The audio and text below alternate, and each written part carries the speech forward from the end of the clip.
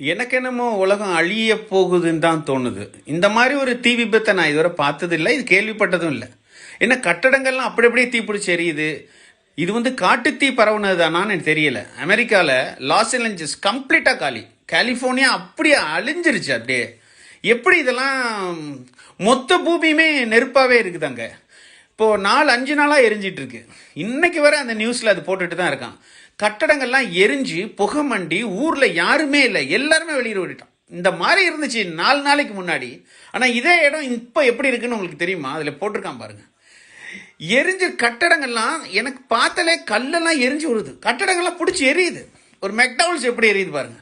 பச்சை மரம் பிடிச்சி எரியுது. எனக்கு என்னன்னா, அவ்வளோதானே நம்ம சேர்த்து வச்சது. எல்லாருக்கும் இப்போ உதவி பண்ணலையா? குடும்ப சண்டை, அந்த சண்டை, இந்த சண்டைன்னு அந்த மாதிரி நான் தத்துவம் சொல்ல வரல. எல்லாமே வேஸ்ட்டாக போச்சே. நம்மளுடைய சிந்தனைகள் எல்லாம் வேஸ்ட். சேர்த்து வச்சதெல்லாம் வேஸ்ட். ஒரு பூமி ஒரு பக்கம் தீப்பிடிச்சி எரிஞ்சு அசத்தும் போது யார் அதை தடுக்க முடியும்? யாரால என்ன செய்ய முடியும்? நின்றுக்கிட்டு இருக்க பச்சை மரத்துலேருந்து அப்பார்ட்மெண்ட் பில்டிங் வர எல்லாமே எரியுது.